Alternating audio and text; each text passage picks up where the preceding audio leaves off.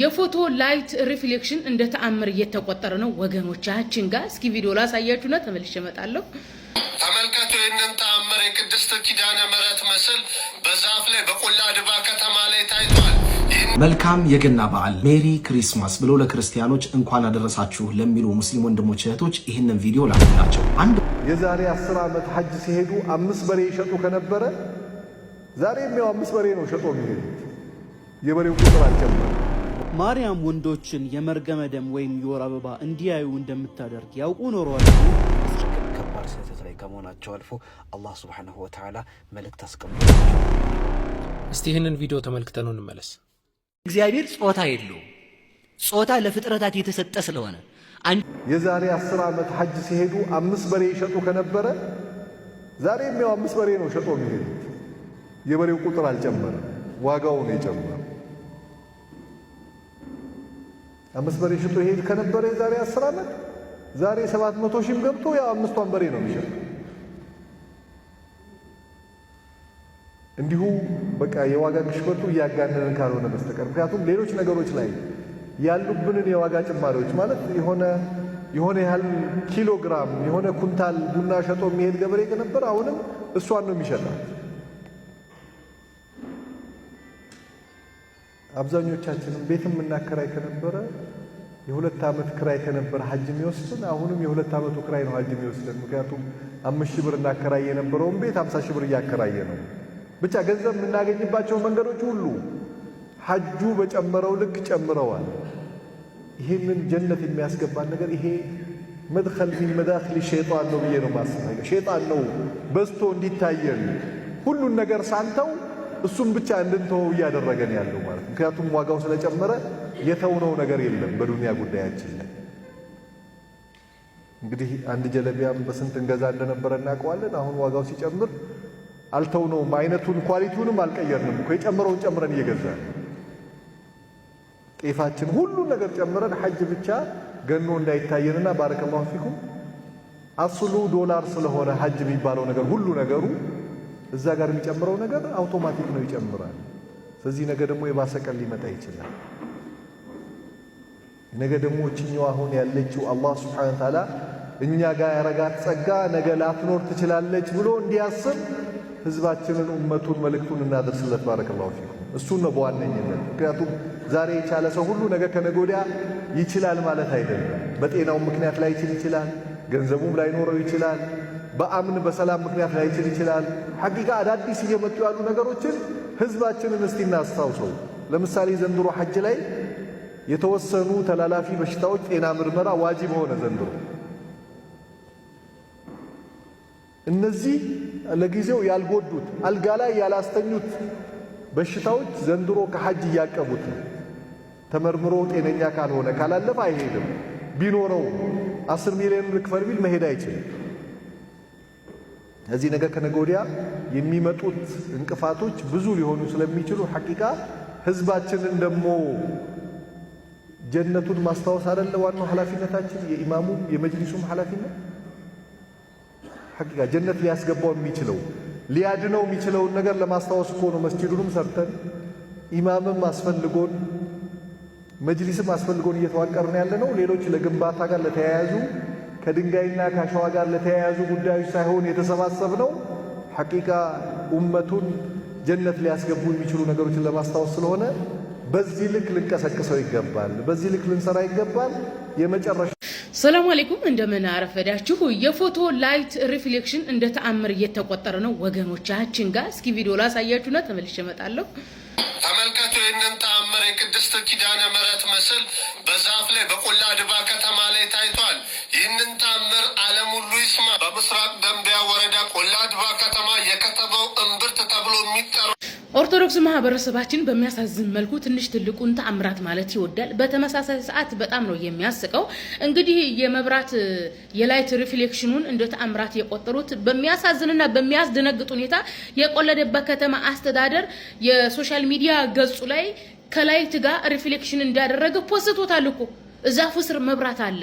ስለዚህ እዛፉ ስር መብራት ስለነበረ ካሜራማኑ ፎቶ ሊያነሳ እንትን ሲል ሪፍሌክሽን ፈጥሮ ነው። ቆይ ላሳያችሁና ታዘቡ። የውላችሁ ቆላ ድባ ከተማ አስተዳደር ዛፉ ስር ይሄው መብራት እንዳለ ሻማ አብርተው አስቀምጠዋል። እዚህ ሻማ ላይ ያረፈው የካሜራ አይን ነው። እንደዚህ ዛፉ እንደዚህ ባዶ ነበረ። ከዛ ቅድም ያሳየኋችሁን የሻማ መብራት ስሩ አስቀመጡ። ከዛ የካሜራ ላይት ሲያልፍበት እንደዛ አይነት ጨረር ሰራ ማለት ነው። ሪፍሌክሽን ፈጠረ ማለት ነው። ከዛፉ ስር የተበራው ሻማ የካሜራ አይን ሲያርፍበት ነው የላይት ሪፍሌክሽን የፈጠረው። እዚህ ጋር ይታያችኋል። የመንገድ ዳር መብራቶቹ ራሱ ሪፍሌክሽን ፈጥሯል ማለት ነው። ራሳችሁ ስልክ ላይ የራሳችሁን ስልክ ፍላሽ አብሩና ካሜራ ውስጥ ግቡ እስኪ ያጠፋዋል። ምክንያቱም ሪፍሌክሽን ስለሚፈጥር ማለት ነው። ስለዚህ የካሜራ አይን የተበራ መብራት ላይ ሲያርፍ ሻማም ላይ ይሁን የመንገድ መብራት ላይ ቤታችሁም ላይ ቢሆን ሪፍሌክሽን ይፈጥራል። ይህንን ተአምራት የሚሉት ማርያም ወንዶችን የመርገመ ደም ወይም የወር አበባ እንዲያዩ እንደምታደርግ ያውቁ ኖረዋልን? እስኪ መጀመሪያ ይህንን ቪዲዮ ተመልክተን እንመለስ።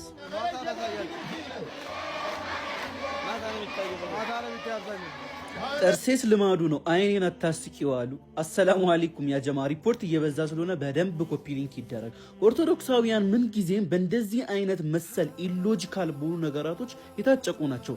የሚያዩት ነገር ሁሉ እምነታቸውን የሚያረጋግጥ ነው የሚመስላቸው። ይህንንም በሎጂክ አጠራር ኮንፈርሜሽን ባያዝ ይባላል። ማለትም ሰዎች ያላቸውን እምነት ወይም ሀሳብ የሚደግፉ መረጃዎችን ብቻ እየነጠሉ ማየት ማለት ነው። ለማንኛውም እንደው እዚህ ዛፍ ላይ ግንዱ የተገሸለጠ ጎርጋዳ ግንድ እንጂ ምን ይታያል? እሺ ታየ እንበል።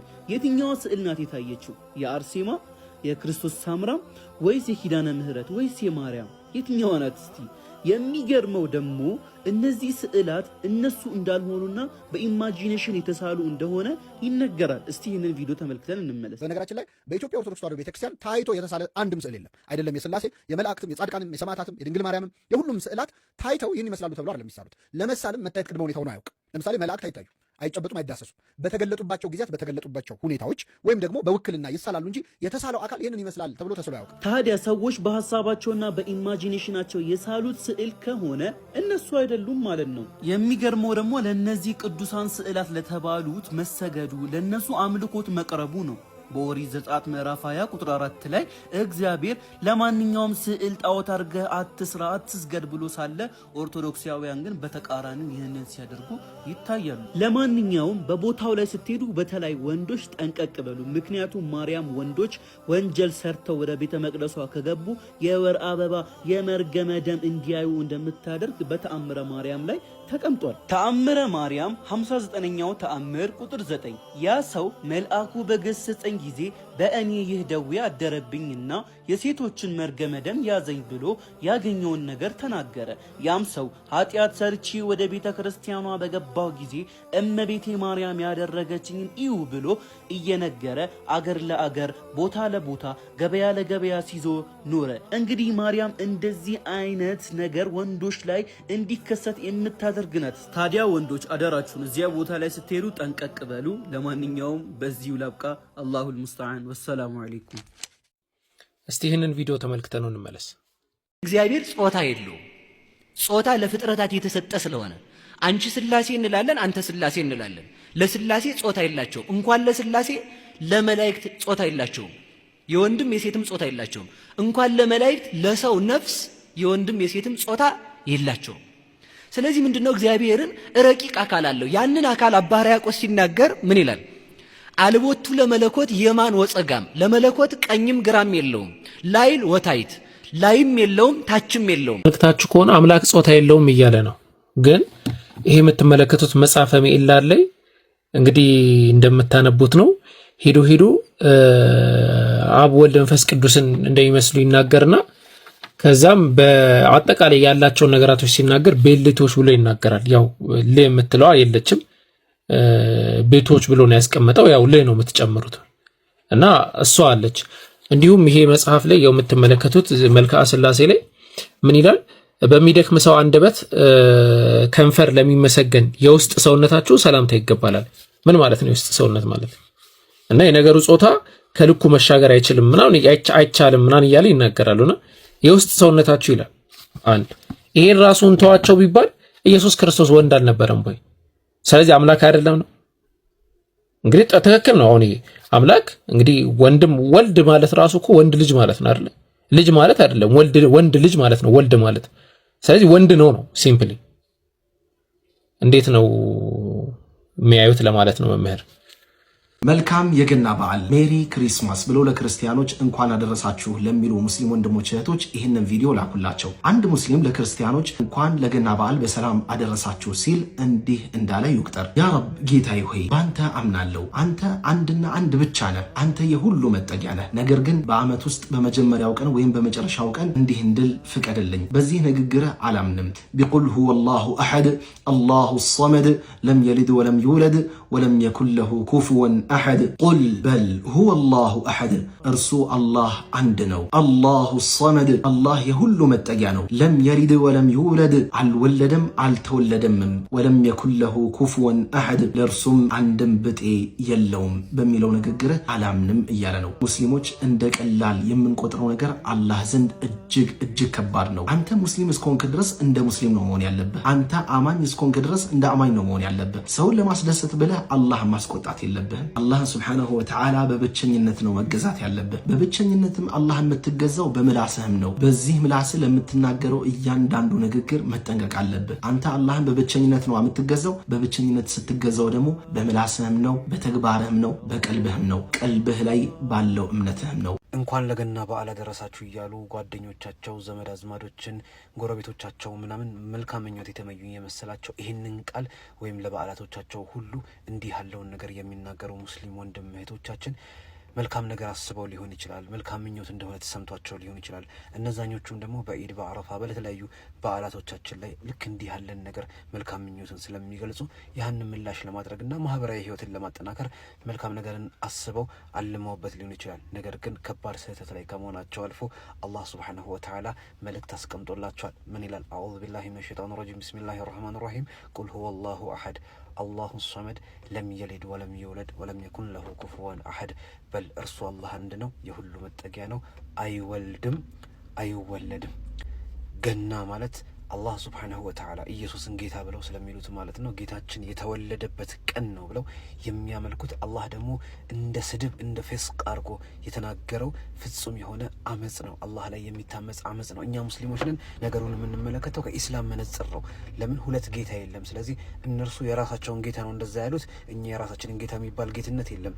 ለዩኒቨርሱ ሁሉ ያለው ጌታ ስንት ነው? አንድ ነው። የቁርአን ሲሶ በሆነችው ሱረቱል ኢኽላስ ላይ አላህ ሱብሓነሁ ወተዓላ ያስቀምጠልን ቃል እንደዚህ አይነት ነገሮች ላይ ግራ እንዳንጋባና ወዴት ማዘንበል እንዳለብን ግልጽ በሆነ ሁኔታ የምትመራ ነች። ስለዚህ ከጉርብትናውም ከጓደኝነቱም ከዘመድነቱም ከምኑም ዲናዊ ጉዳይ ላይ ሲሆን ወደ አላህ ልንሸሽ ወደ ጌታችን ልናደላ ይገባል። ምንም እንኳን ቢፈታተነን ምንም እንኳን መልካም ቢመስለን በማር የተለወሰ መርዝ ሆኖ ነገ የውመል ቂያማ የምንጠየቅበት እንዳይሆን አደገኛ ቃል ስለሆነ ልንጠነቀቅ ይገባል። ምን ይላሉ? በአላህ ጉዳይ ሰዎችን አትፍራ፣ በሰዎች ጉዳይ ግን አላህን ፍራ። ስለዚህ ይህ ቀን ለኛ አላህ ሱብሓነሁ ወተዓላ የሚታመጽበት እንጂ መልካም ምኞት ተመኝተን እንኳን አላህ ተወለደ ለምትሉበት ቀን በሰላም አደረሳችሁ ብለን እንመኝላቸው ዘንድ አልተፈቀደልንም። ከክፋትም ከጥላቻም አይደለም፣ ከማህበራዊ ህይወት አለማወቅም አይደለም። በሰርጎቻቸው፣ በለቅሶቻቸው፣ በመልካም ጉዳዮቻቸው ላይ እንገናኛቸዋለን፣ እንጎራበታቸዋለን። መልካም የተባለውን እገዛችንን ሁሉ ለነሱ እናደርጋለን። ጉርብትናችንን እናጠናክራለን፣ ሐቃቸውን እንወጣለን። በዲናችን ላይ ግን ድንበር አናልፍም፣ ድንበርም አናሳልፍም። ወሰላሙ አለይኩም።